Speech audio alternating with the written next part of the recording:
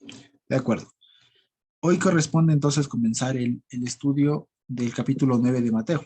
¿Sí? Habíamos ya terminado, como suponemos, el capítulo 8 y pues hoy vamos a avanzar.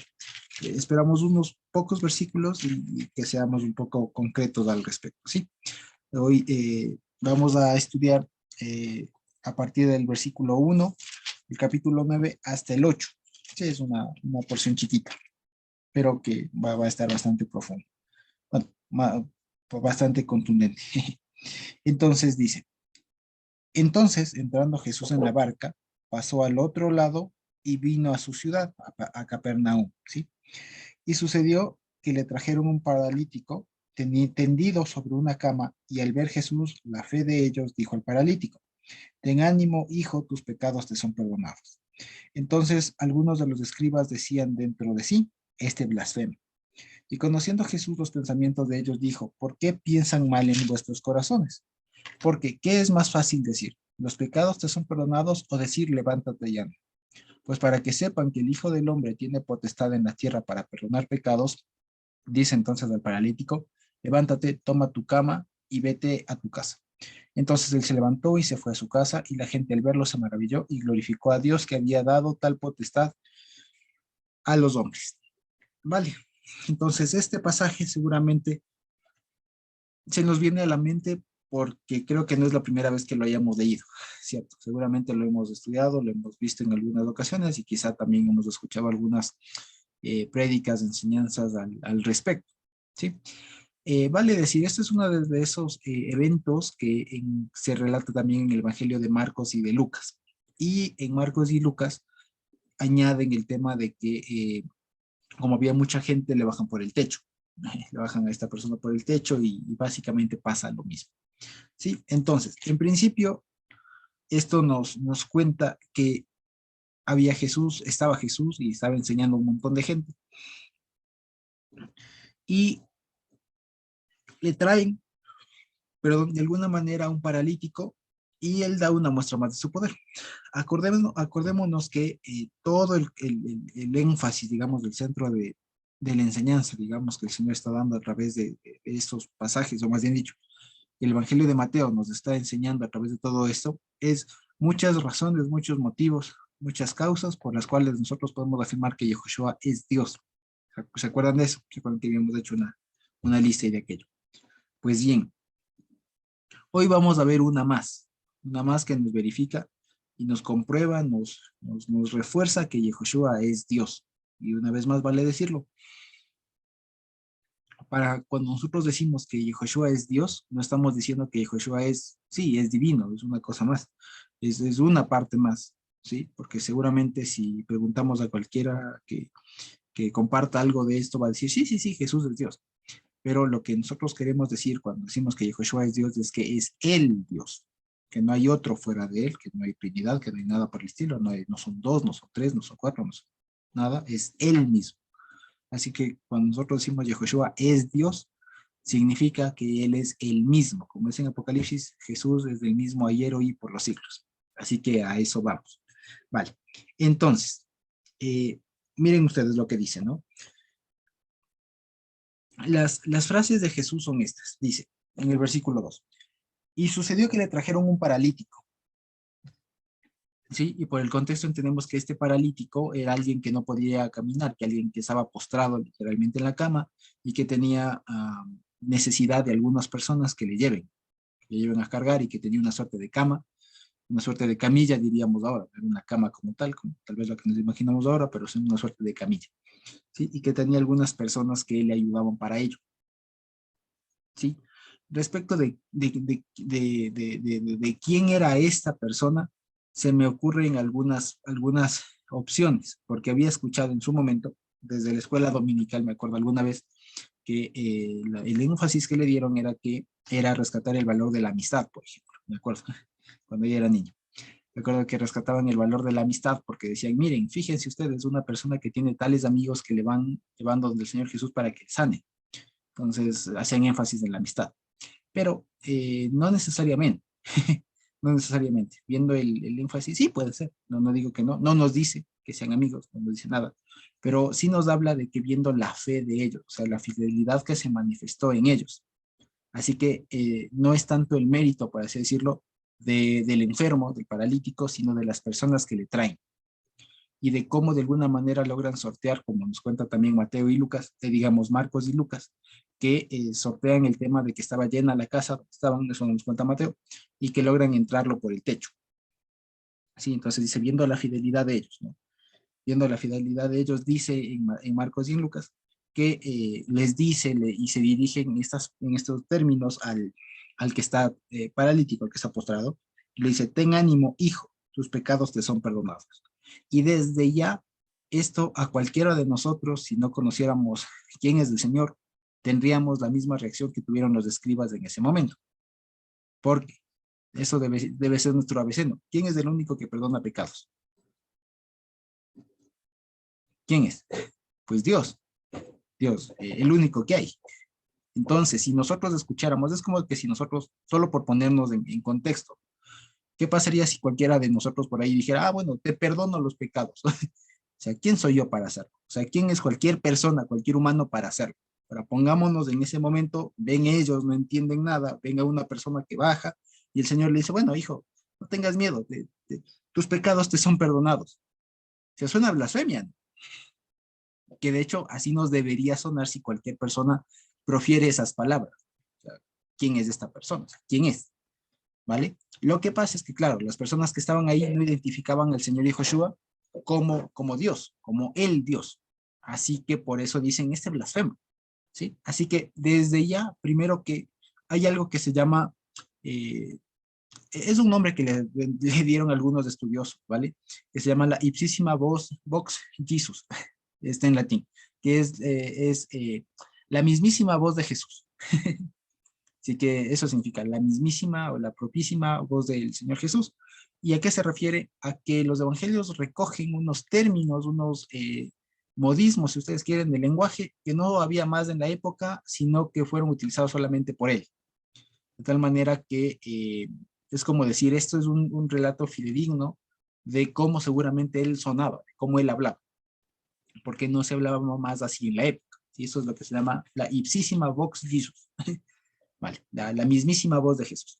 Entonces, pero yendo más allá, nos damos cuenta que no es solamente, o sea, que sí es la mismísima, como que si estuviéramos escuchándole a él hablar, lo que tal vez de nuestras Biblias ponen con las letras rojas, ¿sí? Porque, entre paréntesis, ¿no? Si, por ejemplo, nosotros no nos damos cuenta de esto, pero cada uno de nosotros tiene una forma particular de hablar, independientemente del acento, etcétera, del dialecto, tiene una forma particular de hablar. Frases, muletillas, exacto, muletillas, tal, que le identifican, ¿sí? Entonces, por ejemplo, yo tengo las mías. Y si es que, por ejemplo, yo escribiera un texto y les diera a que lean sin decir que escribí yo, podrían decir, ah, esto escribió el Josué. Esto me suena al Josué. Esto escribió el José, etcétera. Y así con cualquiera de ustedes. Miren ustedes comprobar algo de un jefe suyo, o de un amigo, de alguien cercano, de su padre, de su madre, etcétera, que se nos hace ya conocido sin necesidad de saber quién es, ¿no? Entonces, algo así pasa acá con el Evangelio, que solo con el tema de escuchar o de leer cómo habla alguien, ¿no? De leer cómo alguien se pronunció, ya sabemos quién está hablando. Y aquí es algo interesante, porque por cómo comienza, dice, aquí ponen, ¿no? Ten ánimo. Pero estuve un poco viendo y puede ser que este ten ánimo, que sí es como que anímate, o sea, no estés cabizbajo, no estés triste, pueda equivaler al hebreo al tirá, ¿sí? Que significa no temas. Y eso es una frase que es muy recurrente en el Antiguo Testamento, si ustedes recuerdan, ¿sí? El no temas, ¿sí? No temas, no temas, no temas que yo soy tu Dios que te esfuerzo, no temas, no temas, ¿vale? Entonces, esta primera frase ya es muy, muy característico de Dios durante todo el tiempo que habló. Sí, entonces, imagínense ustedes al hombre ahí postrado con los amigos, con quienes le hayan traído, y diciéndole, no temas. Y encima remate y le dice, ¿no? Hijo. Entonces, ¿quién más puede decir hijo en ese sentido? ¿No? O sea, ¿ya? Y además le dice, tus pecados te son perdonados. Tus pecados te son perdonados. Entonces, el único que puede atribuirse estas funciones no es otro que Dios.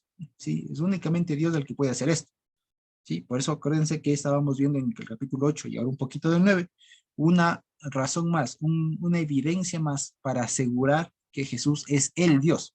No es el Junior, no es otro, no es la segunda persona de la Trinidad, nada que ver, es Dios mismo, porque solo Dios puede perdonar los pecados. Y eso precisamente lo veíamos recordando la Haftará de Vallicrá, ¿se acuerdan? Que está en Isaías, que dice yo soy el que borro tus transgresiones, yo soy el que borro tus pecados. Y eso dijo el Señor desde el cielo, digamos, ¿no? Isaías. Pues acá lo dice el Señor Jesús, es el mismo, ¿sí? Es el mismo. Entonces cuando dice, no tengas miedo, no temas, no temas, hijo, tus pecados te son perdonados, ¿sí? Ahora, en la sociedad, en ese momento, claro, esto suena a blasfemia, si vemos a cualquier ser humano diciendo esas frases, esas palabras, suena a blasfemia. Y así fue como reaccionaron, por no conocerlo. Y dice, ¿no? Algunos de los escribas decían dentro de sí este blasfema. Ahora imagínense ustedes, ¿no? Imagínense ustedes, porque, a ver, imaginemos, pongámonos un momento en la época, hay un maestro de la Torah, hay un maestro que habla de la escritura, que enseña, y que está enseñando muy bonito y tiene cosas, pero de pronto viene alguien y le dice, te perdono tus pecados. Suena raro, suena por lo menos sospechoso, pero ahí viene el tema. Y dice el 4, y conociendo a Jesús los pensamientos de ellos, entonces hay otra cosa más intrínseca y implícita, y es que ¿quién más conoce los pensamientos del ser humano, si no solo Dios? Nos damos cuenta, otro argumento más. Dijo, ¿por qué pensáis mal en vuestros corazones? Eso, ¿por qué piensan de manera equivocada? ¿Sí? Entonces, lo que le estaría diciendo es, no tengan miedo de decir que yo soy Dios, es lo que está diciendo. ¿Sí? Porque, imagínense ustedes, cuando el Señor Jesús está diciendo, te perdono los pecados, para ellos más fácil fue decir, este está pecando, es una blasfemia, es una tremenda mentira, a decir, ¿será que Dios ya vino? ¿Sí? Entonces, ¿cómo piensa a veces el cerebro del ser humano, ¿no?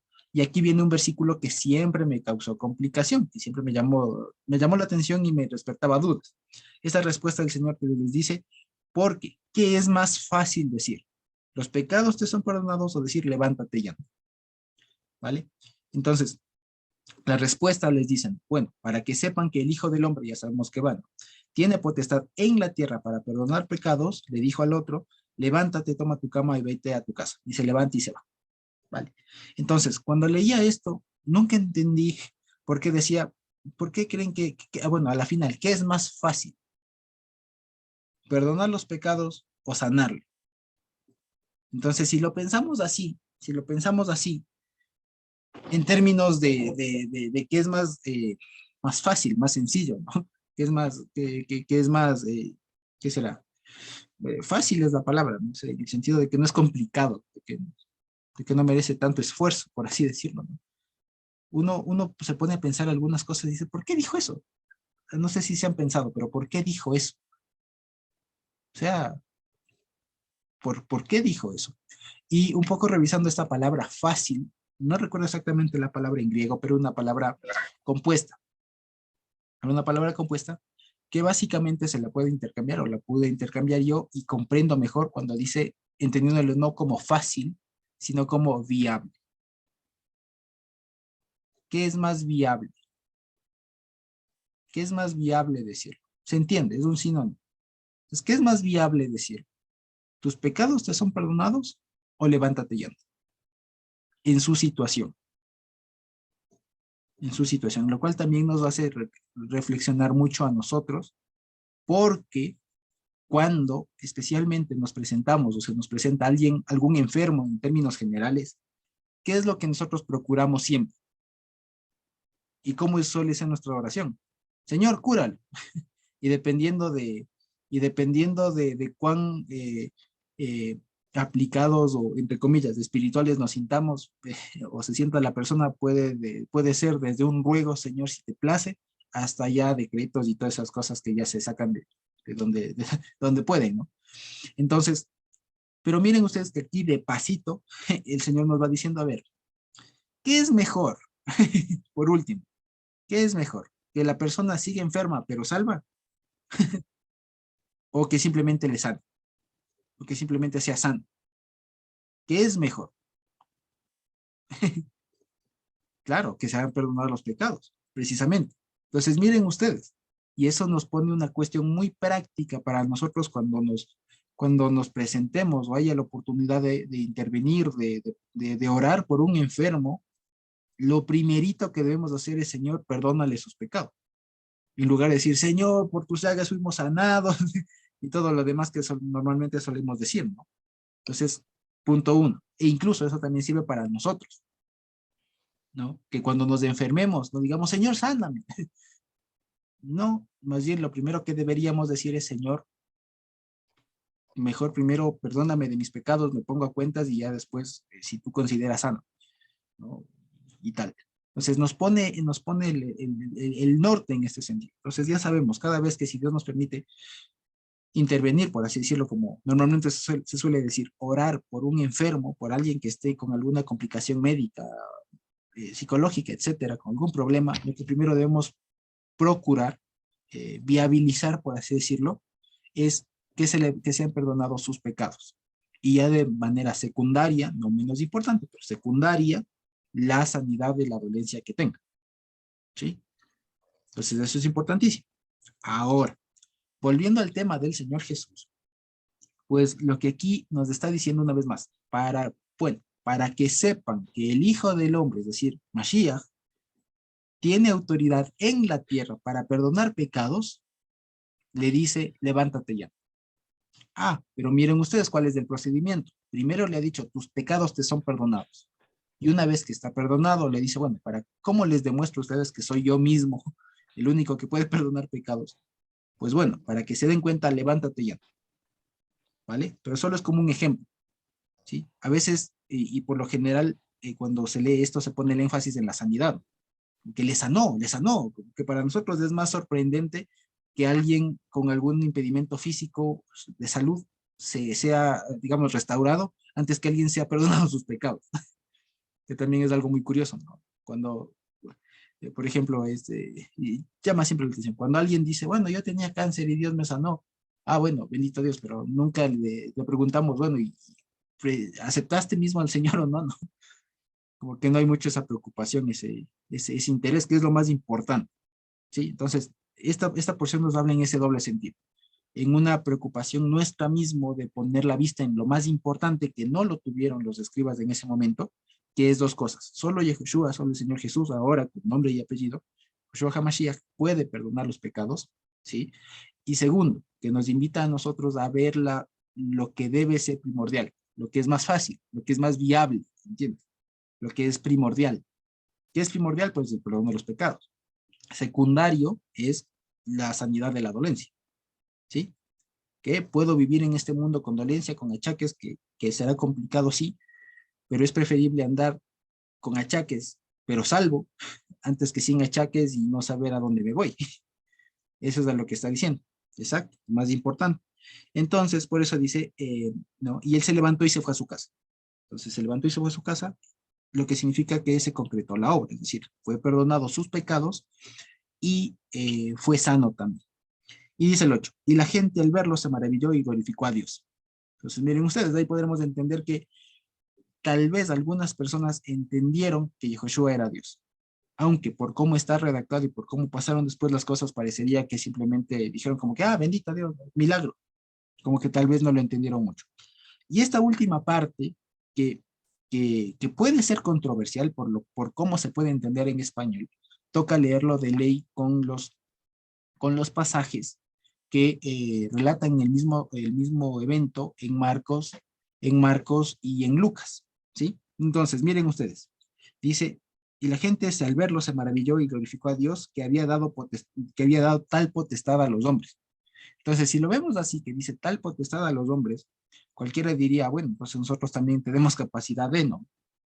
Capacidad de andar perdonando pecados, pero aunque más adelante en el Evangelio les va a decir a los apóstoles algo similar, pero no es tan simple como eso, ¿sí? Más bien parecería, y creo yo, con temor a equivocarme, y puede ser que podamos revisarlo después, pero que esta frase cuando dice que había dado tal potestad a los hombres, tal facultad a los hombres, se refiere más bien o podría referir como en algún asunto como una frase que demuestra el asombro que tuvo la gente, porque en Marcos y en Lucas no se dice tal cosa, Se dice simplemente que quedaron asombrados y que daban alabanzas del Señor y listo. Sí, en todo caso, creería que ese no es tanto el énfasis, por si acaso, pero lo que debemos estar segurísimos de eso sí, es que Yehoshua es el único que puede perdonar pecados y sanar a la gente en ese orden, ¿sí? En ese orden, ¿sí? Y lo cual también nos invita, si queremos ponernos un poco más minuciosos, un poco más detallistas, es en ahora para nosotros ya no debemos pedir perdón o procurar el perdón de nuestros pecados, de las fallas que sigamos teniendo hasta que el Señor nos perfeccione por completo, en el nombre de Hashem, de Elohim, porque sí, que son nombres apelativos del Señor, pero el nombre en que hay sanidad, en quien hay perdón de pecados, es en el nombre de Yehoshua, en el nombre de Jesucristo, si ustedes quieren, ¿sí? Ya no tanto en el nombre de Hashem, de las cuatro letras, y de Adonai, y cosas por el estilo, porque ya hay un nombre sobre todo nombre, ¿sí? Entonces, si hemos de pedir perdón, o cuando pidamos perdón por nuestros pecados, intervinamos por alguna persona, por algún enfermo, pidamos en el nombre y dentro del nombre del Señor Jesús, ¿sí? Eso es lo que también está implícito aquí, para nosotros, porque si no, cualquiera puede decir, bueno, Dios, perdónale de sus pecados, que sí se entiende en el contexto, pero es más bonito cuando se dice con nombre y apellido, ¿cuál Dios? Entonces decimos de Joshua HaMashiach, perdónale, Señor, de los pecados, etcétera, tal, pues es diferente, ¿sí? Entonces, eso en resumen, ¿vale? Esta porción, entonces, estos pequeños 8 versículos, nos hablan de eso, una razón más, un motivo más, un argumento más para determinar, para estar segurísimos nosotros de que Yehoshua es el Dios, porque solamente Él puede perdonar los pecados y sanar los males de este cuerpo, de este mundo, por así decirlo, y que lo hace en ese orden, ¿sí? Que es el orden óptimo. Y además nos enseña de paso a nosotros a procurar también ese orden, que Dios perdone los pecados de una persona que esté en alguna dificultad y después, si fuera su voluntad, le sane, ¿sí? Pero ojo que también aquí la sanidad fue subsidiaria, se fue para demostrarles que en realidad el perdón se había efectuado, ¿sí? Entonces, no nos sorprendamos si de pronto en algún momento alguien no se sana, que oré y no se sanó. Pues procúrese o preocúpese si es que oró y Dios no le perdonó. Ahí preocúpese, más bien dicho, ¿sí? Si oramos y alguna cosa y Dios no le perdonó por alguna razón, ahí preocupémonos, por así decirlo. No porque la persona no se sanó o no mejoró, ¿sí? Entonces, preocuparse primerísimo por el perdón de los pecados de la gente, ¿sí? Y sabiendo que solamente Yehoshua es el que lo puede hacer. ¿De acuerdo? Entonces, como les había anunciado, pues hoy habíamos preparado un estudio bastante chiquito para ocuparnos en alguna otra cosilla también, ¿sí?